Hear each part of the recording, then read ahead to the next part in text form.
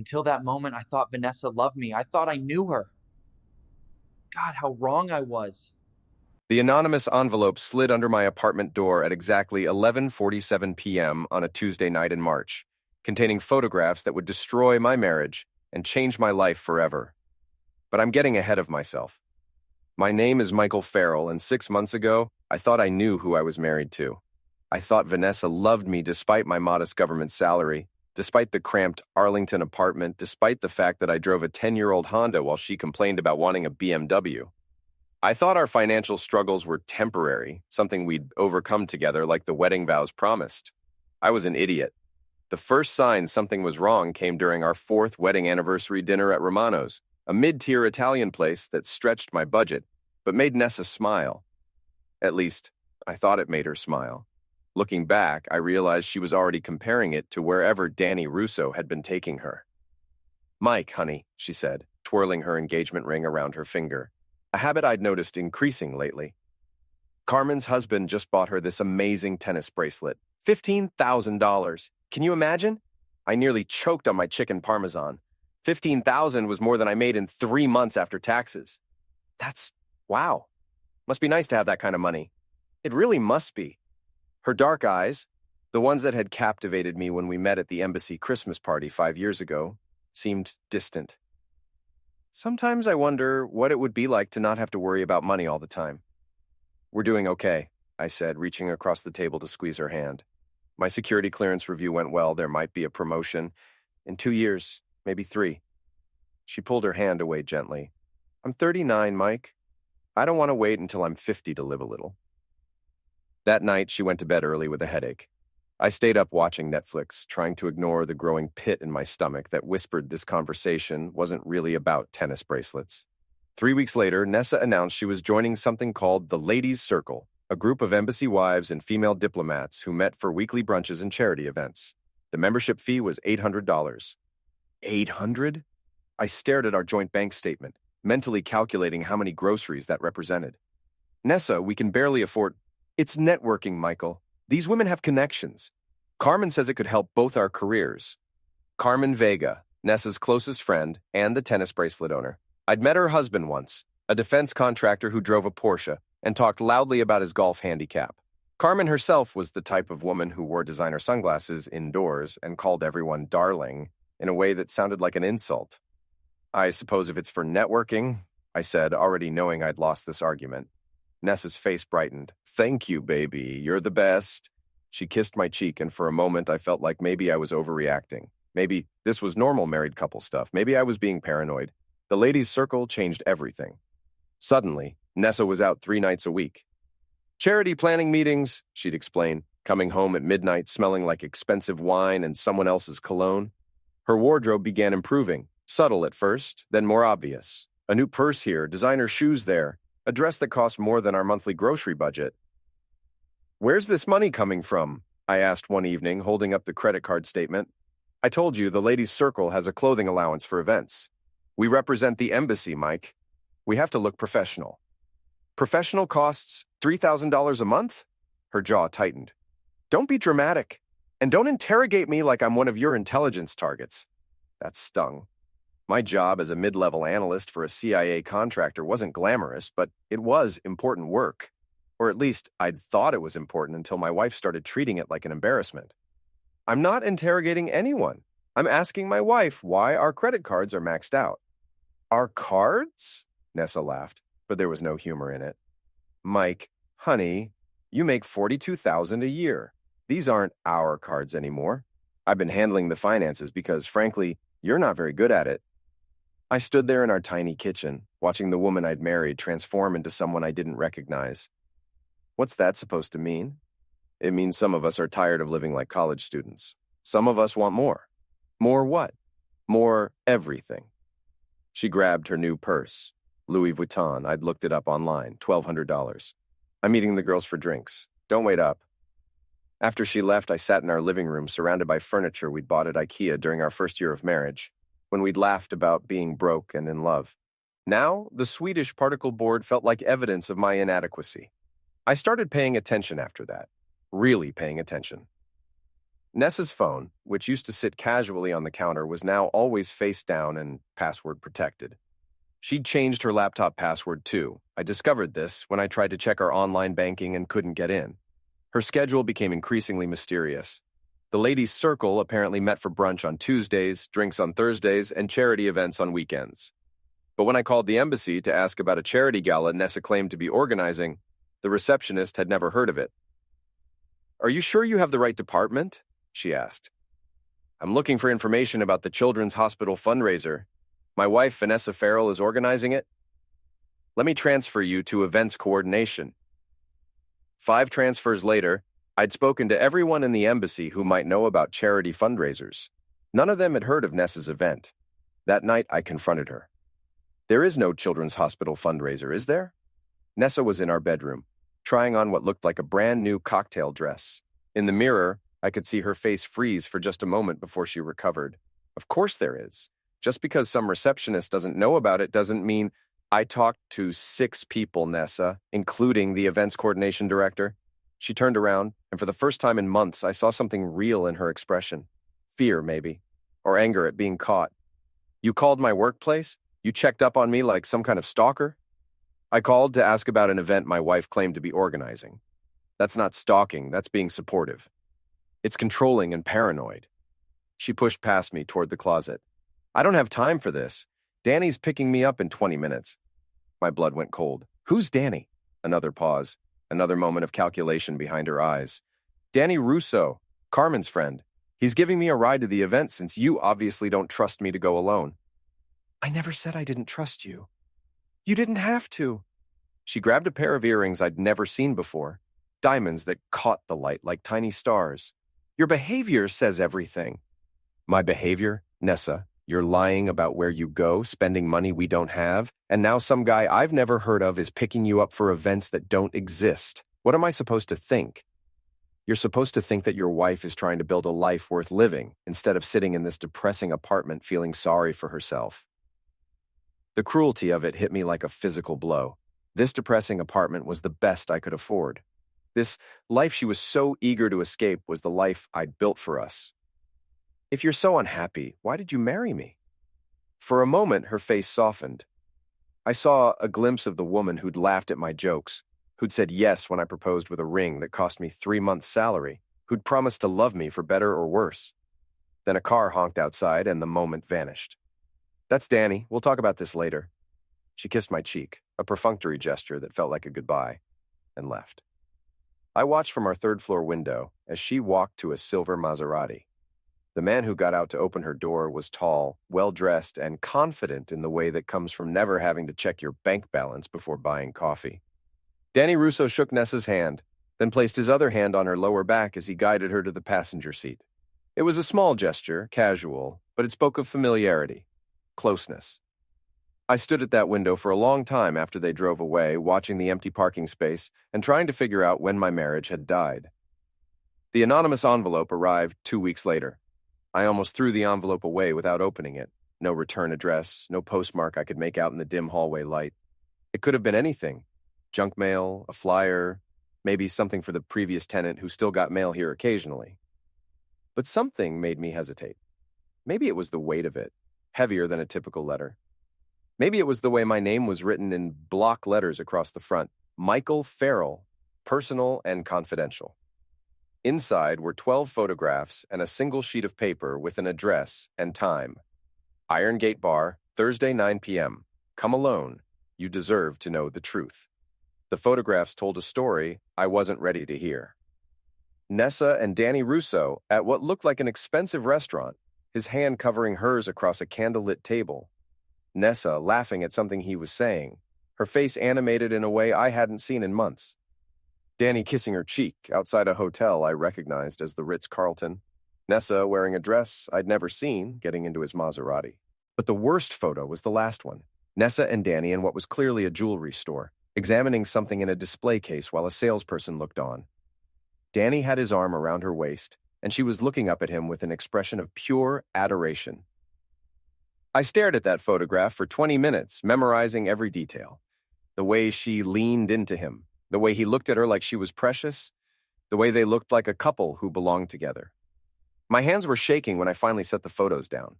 I called in sick to work the next day and spent 8 hours sitting in my car outside the embassy, watching for Nessa's Honda Civic.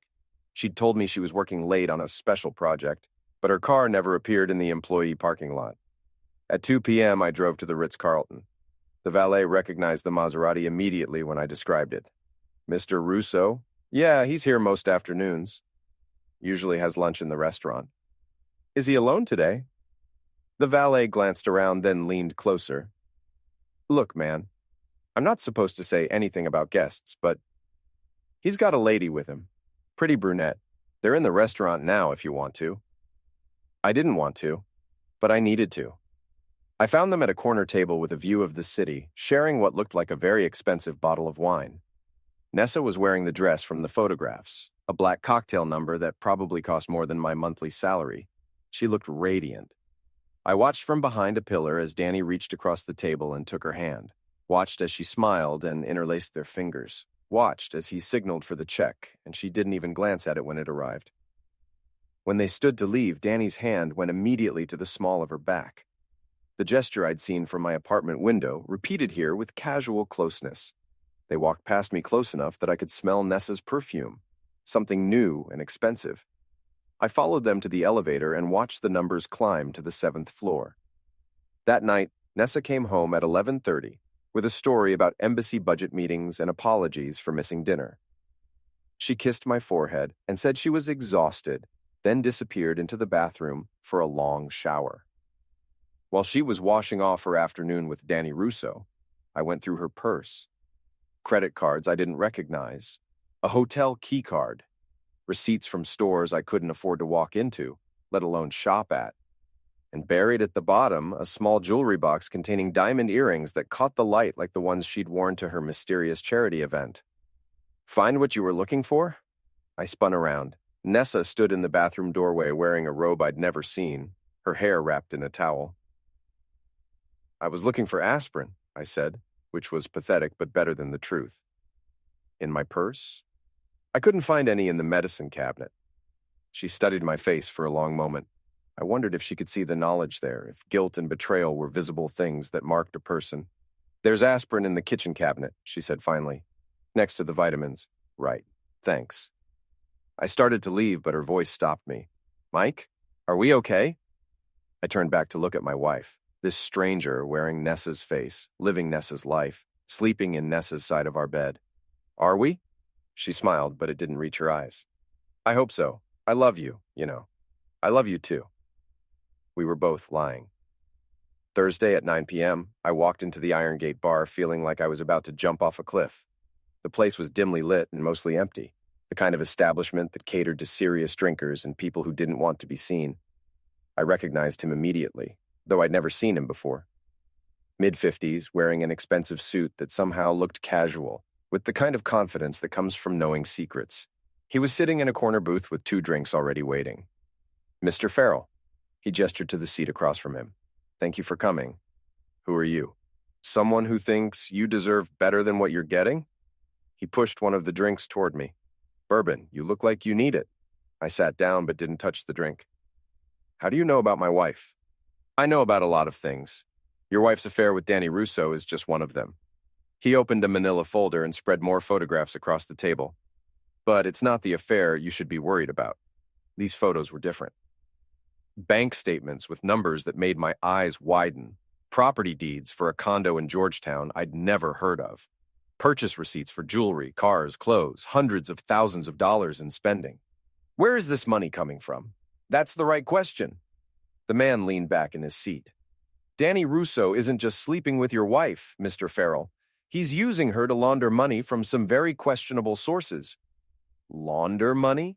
Nessa's not a criminal. She's a Colombian embassy attaché with access to diplomatic channels and banking privileges. He tapped one of the bank statements.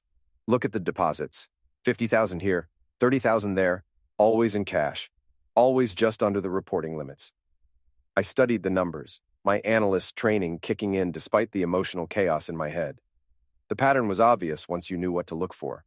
The ladies' circle, I said. Doesn't exist, never did. It was just a cover story to explain her absences and her sudden wealth. He gathered the photographs back into the folder. Your wife has been helping Danny Russo move money for the better part of a year. Some of it Russian, some of it cartel money from her contacts in Colombia, all of it dirty. Why are you telling me this? For the first time, his composed expression cracked slightly. Because Danny Russo destroyed my family once, cost me my job, my reputation, everything I'd worked for. I've been waiting a long time for the right opportunity to return the favor. You want revenge? I want justice. And you want your life back. He stood up, leaving the folder on the table. The question is, what are you willing to do to get it? I sat alone in that bar for 2 hours after he left, going through every photograph, every bank statement, every piece of evidence that proved my marriage was a lie. By the time I got home, Nessa was asleep. I stood in our bedroom doorway, watching her breathe, trying to reconcile this peaceful scene with the woman in the photographs, the woman who'd been stealing from me in ways I was only beginning to understand. In the morning, I would start planning my revenge. But that night, I just stood there mourning the death of everything I'd thought was real. I called in sick again on Friday and spent the day learning everything I could about Danny Russo and my wife's secret life. The Georgetown condo was registered under an LLC that traced back to a shell company in Delaware. The bank statements showed a pattern of cash deposits followed immediately by transfers to luxury goods purchases, real estate investments, and offshore accounts. It was textbook money laundering, and Nessa was right in the middle of it. But the most damaging evidence was hidden in plain sight: her social media accounts. Nessa had always been careful about what she posted, but Carmen Vega had no such restraint. Her Instagram was a catalog of ladies' circle activities that painted a very different picture than the charity work Nessa had described. Private jets to Miami, shopping trips to New York, where single handbags cost more than my annual salary, dinners at restaurants I'd only read about in magazines. And in every photo, the same group of women living lives that should have been impossible on embassy salaries. I screenshotted everything. The most revealing post was from 3 weeks ago. Carmen, Nessa, and 2 other women at what looked like a private poker game. The caption read, "When the boys let us play with the big money, hash ladies night, hash high roller, hash blessed life." In the background of the photo, barely visible, was Danny Russo dealing cards to a table full of men I didn't recognize. Foreign-looking men in expensive suits, the kind of people who did business in cash and didn't ask questions about where it came from. I forwarded the screenshots to my personal email, then started making phone calls. My friend Richie Pollard had retired from the Arlington Police Department 5 years ago and now ran a private investigation business. We'd known each other since college, and he was one of the few people who'd tried to warn me that my marriage was moving too fast. "Mike, Jesus, you sound like hell." "I need help, Rich. Professional help." "What kind of trouble are you in?" I gave him the abbreviated version. Cheating wife, suspicious money, possible criminal activity. I didn't mention the mysterious man from the Iron Gate. Something told me to keep that information to myself for now. "Email me everything you've got," Richie said. "Photos, bank statements, whatever. I'll run some background checks and see what we're dealing with." "How much is this going to cost?" "For you? Nothing. But Mike, if your wife is really mixed up in money laundering, this could get dangerous. These people don't play games." That afternoon, I did something I'd never done in 4 years of marriage. I searched through Nessa's personal belongings. Her jewelry box contained pieces I'd never seen her wear, still in their original boxes with price tags that made my stomach turn. A tennis bracelet, $18,000. Diamond earrings, $12,500. A watch that cost more than my car. In her closet, I found designer clothes with tags still attached, shoes that cost more than our monthly rent, and a safe I didn't know existed. The safe was small, hidden behind her winter coats, and required a combination. I tried our anniversary, her birthday, my birthday, nothing. Then, on impulse, I tried the date of her First Lady's Circle meeting. It opened. Inside were documents that confirmed my worst fears. Bank account information for accounts I'd never heard of. Copies of wire transfer receipts. A list of names and phone numbers, some with country codes I didn't recognize.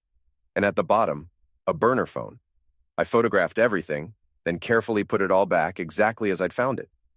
The burner phone contained text message conversations that made my blood run cold. "Package delivered as discussed. $50K clean.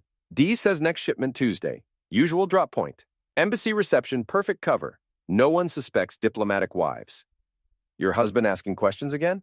"Nothing I can't handle." He's not smart enough to figure it out. That last message was from 2 days ago. I sat on our bedroom floor, surrounded by evidence of my wife's betrayal, and felt something fundamental shift inside me. The hurt was still there, the humiliation of being cuckolded and lied to. But underneath it, something harder was growing. Anger. Cold, calculating anger. Nessa came home that evening with shopping bags and a story about embassy budget meetings. She kissed my cheek and asked about my day, playing the role of loving wife with an expertise that made me wonder how long she'd been acting. "How was your day, honey?" "Fine," I said. "Just the usual. How were your budget meetings?" "Boring but necessary. We're planning the summer cultural exchange program." She hung up her coat. A new one I'd never seen before. "I might have to travel to Colombia next month to coordinate with the Bogota office." "Colombia? That sounds expensive." "The embassy covers travel costs." She was already walking toward the bedroom. "I'm going to shower and change. Carmen's having a few people over for dinner." "Anyone I know?" "Just the usual crowd. You wouldn't enjoy it. Lots of embassy gossip and talk about cultural programs." "What time will you be home?" She paused in the bedroom doorway. "Late, probably. Don't wait up." After she left, I called Richie. "I ran those background checks," he said. "Danny Russo is interesting. Officially, he's a cultural attaché at the Colombian embassy. Unofficially, he's been flagged by multiple agencies as a person of interest in money laundering investigations. Flagged but not arrested? Diplomatic immunity is a beautiful thing. But Mike, there's more. Your wife isn't just sleeping with this guy. She's his business partner. I found incorporation documents for 3 different LLCs, all with her signature. She's in business with him? Up to her neck. And if the feds ever decide to move on Russo, she's going down with him." I stared out our living room window at the parking lot where Danny's Maserati had picked up my wife so many times. "Rich, I need you to do something for me. Something that might not be completely legal." "I'm listening. I need to know everywhere they go, everyone they meet, everything they do. I need evidence that will destroy both of them." There was a long pause. "Mike, what are you planning?" "I'm planning to get my life back. And if they find out you're investigating them?" I thought about the text message on Nessa's burner phone, the casual dismissal of my intelligence, the certainty that I was too stupid to figure out what was happening in my own marriage. "They won't," I said.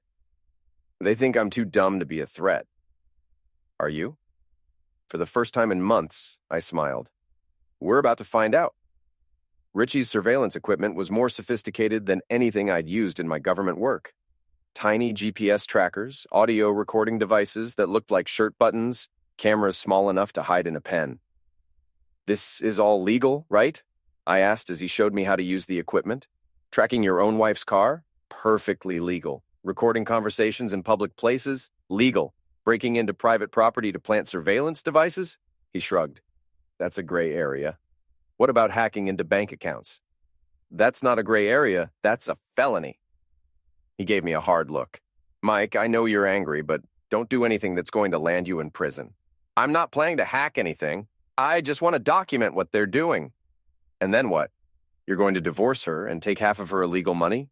I hadn't thought that far ahead, but now that he mentioned it, the irony was appealing. "Maybe. Or maybe you're going to turn her into the authorities and watch her go to prison. Maybe that too." Richie studied my face for a long moment. "You're not the same guy I used to know. The guy you used to know was naive enough to trust his wife. That guy was an idiot. That guy was a good man who believed in love and marriage and doing the right thing." "Where did that get me?" Richie didn't have an answer for that. I started with the GPS tracker on Nessa's car. She thought she was being so careful, leaving at different times, taking different routes, but the tracker showed a clear pattern. Tuesday afternoons at the Georgetown condo, Thursday evenings at an upscale restaurant in DuPont Circle, Saturday nights at a private club in McLean that catered to diplomats and defense contractors. The Saturday night location was particularly interesting. According to the club's website, it was a private dining and gaming establishment that required membership and references. The kind of place where wealthy men played poker with money they couldn't explain to their wives. I decided to take a closer look. The McLean Club occupied a converted mansion on a quiet street lined with expensive cars. I parked across the street and used Richie's telephoto camera to document who was coming and going. Danny Russo arrived at 8 p.m. in his Maserati, but he wasn't alone. Nessa was with him. wearing a dress that probably cost more than my monthly salary. They were greeted at the door by a man in an expensive suit who clearly knew them well.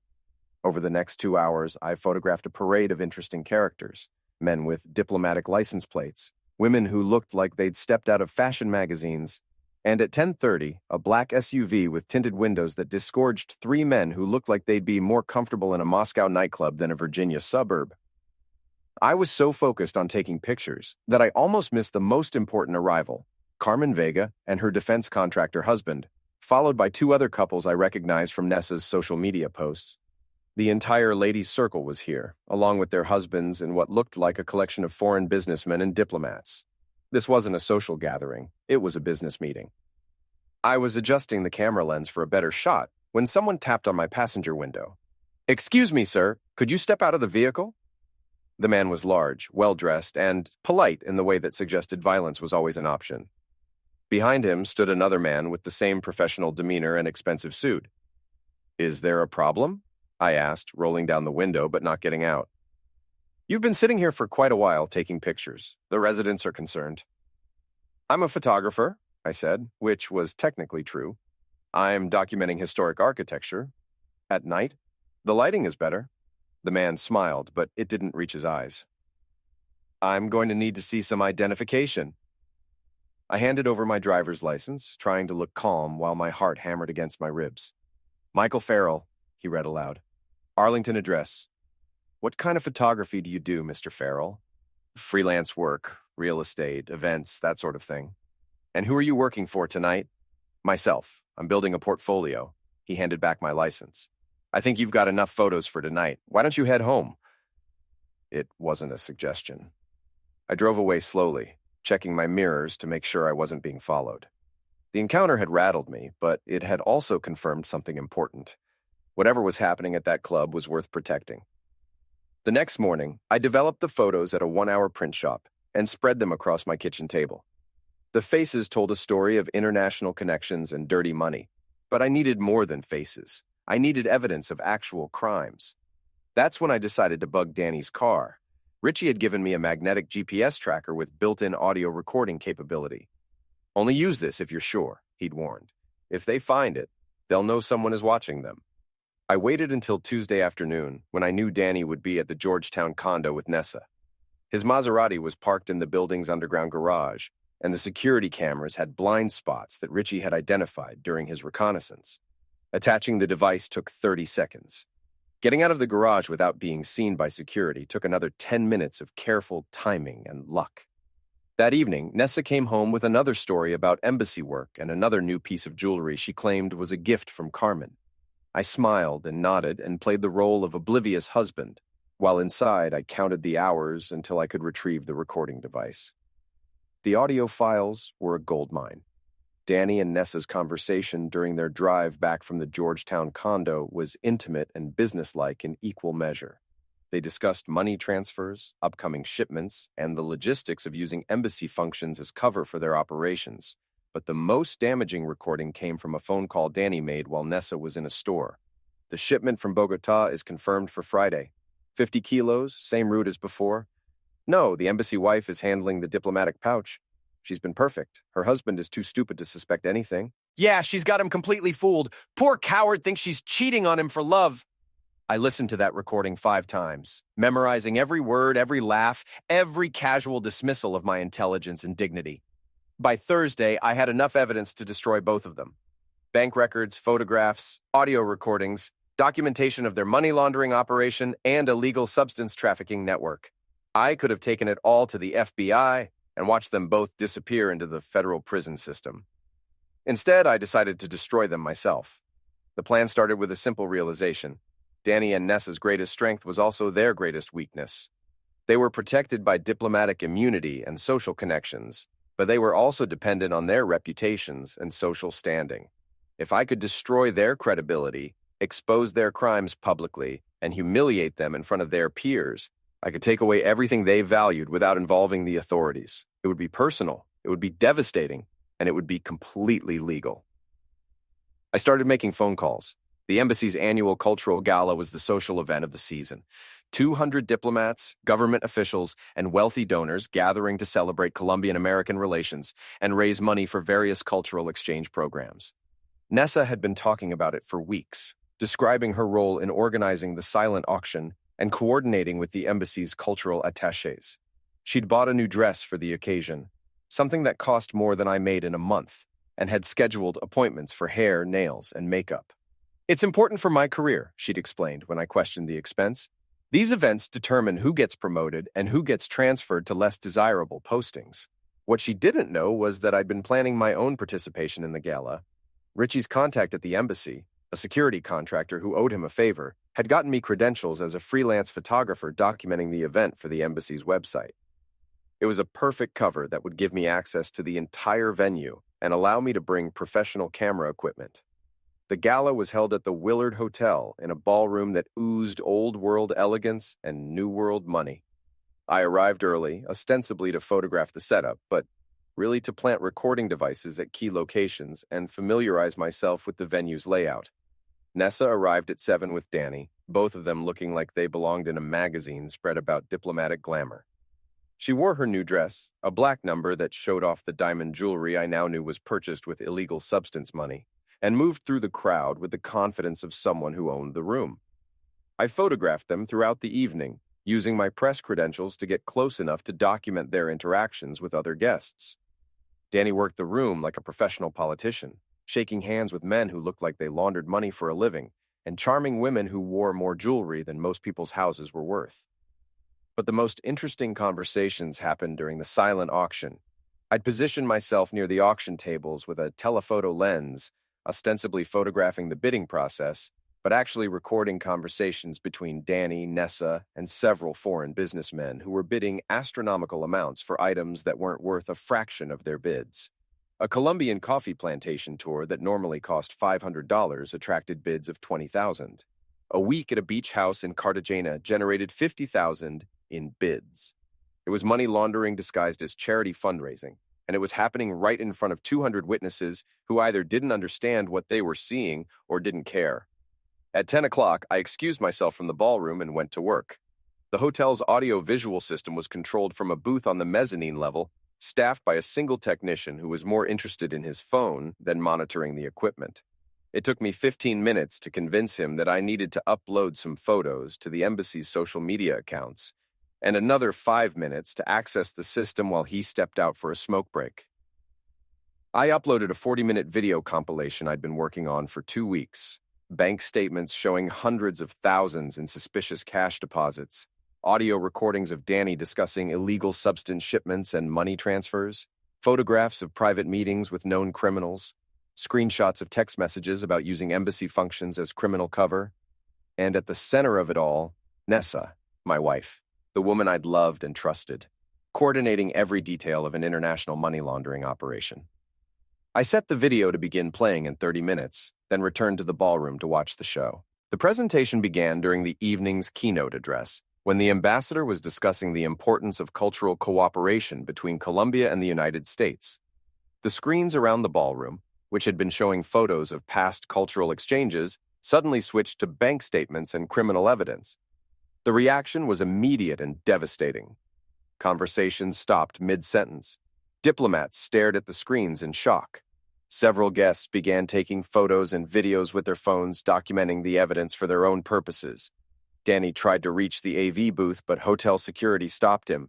They'd been instructed to prevent anyone from interfering with the embassy presentation. Nessa stood frozen in the middle of the ballroom, watching her secret life play out in high definition for everyone she'd ever wanted to impress. The audio recordings were the most damaging part. Danny's voice filled the ballroom, discussing illegal substance shipments and money transfers with casual indifference. Nessa's voice followed, coordinating the logistics of using embassy functions as criminal cover.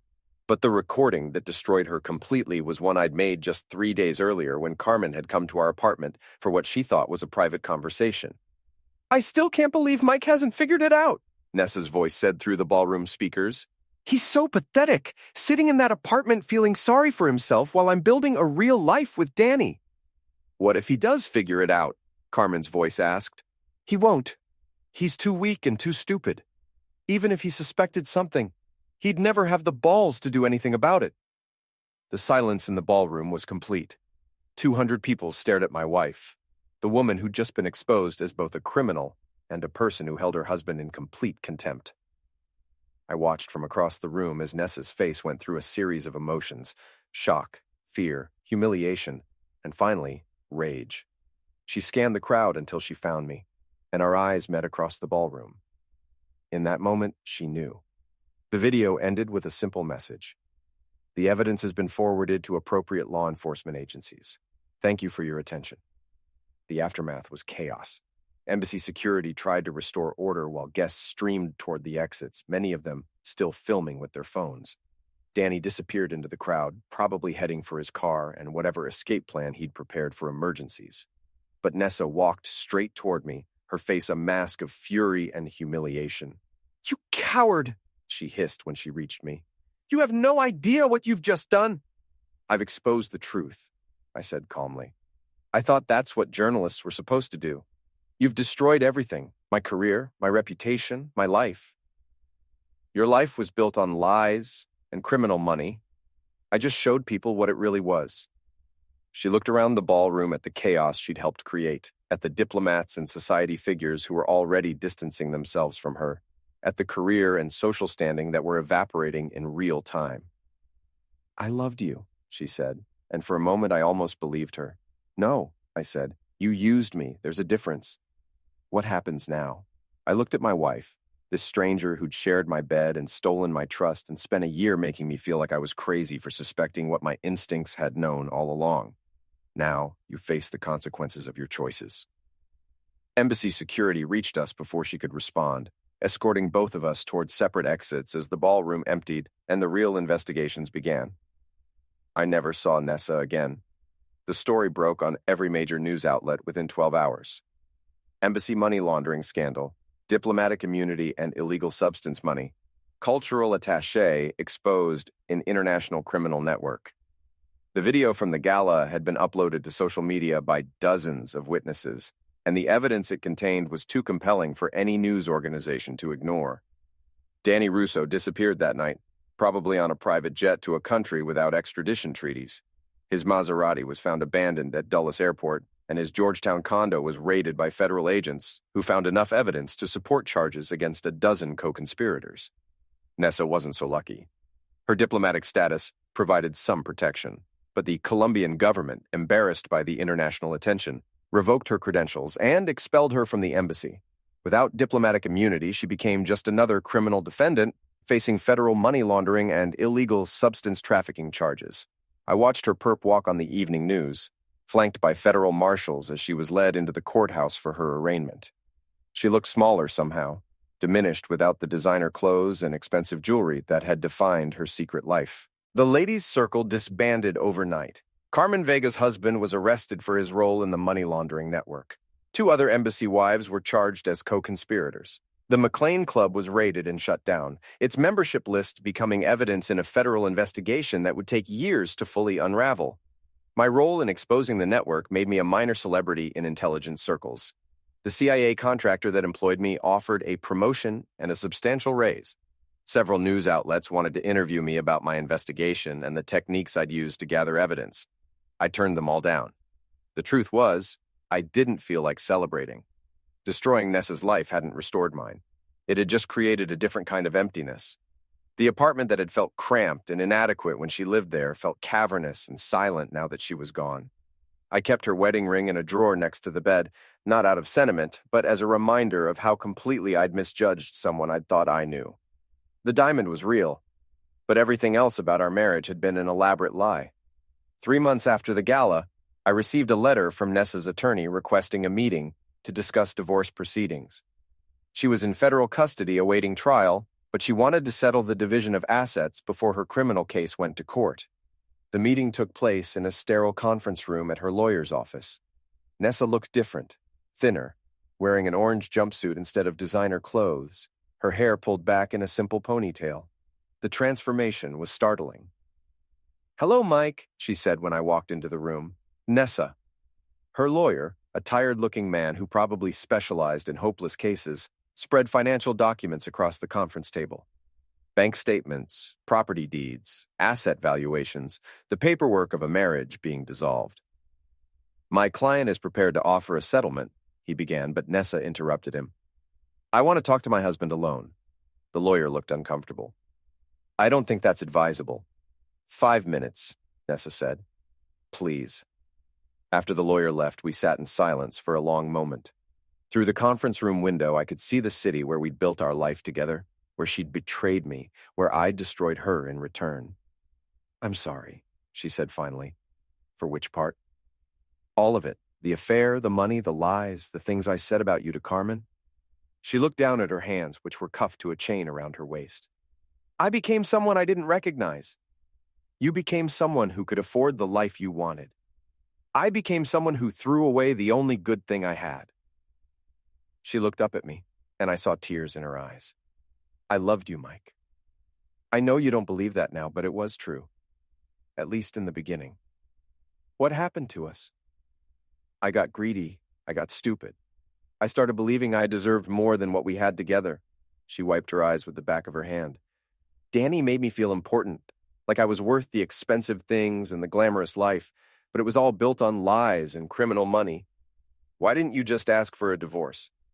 Because I knew you'd try to talk me out of it, because I knew you'd remind me of all the reasons we fell in love in the first place. She smiled sadly. Because I was a coward who took the easy way out. I studied her face, looking for signs of manipulation or deception, but all I saw was exhaustion and regret. What happens now? I asked. I'm going to prison. My lawyer thinks I can plea bargain down to 8 years if I cooperate with the investigation. She gestured at the financial documents. I want you to have everything. The house, the accounts, all of it. I don't want your blood money. It's not all blood money. Some of it is legitimate. My salary, our joint savings, the equity in our apartment. She leaned forward. Please, Mike, let me do this one decent thing. I looked at the woman I'd married, the woman I'd loved, the woman I'd destroyed. She was offering me financial security, a comfortable future built on the wreckage of her own life. I'll think about it, I said. Thank you. She stood up, the chains around her waist rattling softly. Mike, I know you'll probably never forgive me, but I want you to know that what we had in the beginning was real, at least for me. I know, I said, and realized I meant it. After she was led away, I sat alone in the conference room for a long time, thinking about love and betrayal, revenge and forgiveness, the price of justice and the cost of closure. 6 months later, Nessa pleaded guilty to money laundering and conspiracy charges and was sentenced to 10 years in federal prison. I signed the divorce papers and accepted the financial settlement, using the money to buy a house in a quiet neighborhood where no one knew my story. Danny Russo was never found, though Interpol issued warrants for his arrest in 12 countries. The investigation into his criminal network led to dozens of arrests and the seizure of millions in assets. But the man himself vanished as completely as if he'd never existed. I kept working for the CIA contractor, using the skills I'd learned during my investigation to help track down other criminals who thought they were too smart to get caught. It was satisfying work, but it didn't fill the emptiness that Nessa's betrayal had left behind. Sometimes I wondered if I'd done the right thing, if destroying her life had been justice or just elaborate revenge. If there had been another way to handle her betrayal that didn't end with her in prison and me alone in a house bought with criminal money. But then, I'd remember the recording of her voice dismissing me as too weak and too stupid to figure out what she was doing. And I'd know that some betrayals are too complete to forgive. I never remarried. I never fell in love again. I learned to be content with solitude and the knowledge that I was stronger than anyone had given me credit for, including myself. The anonymous man who'd started my investigation never contacted me again. I sometimes wondered if he'd gotten the revenge he was looking for, if seeing Danny Russo's empire destroyed had satisfied whatever grievance had motivated him to help me. But it didn't matter.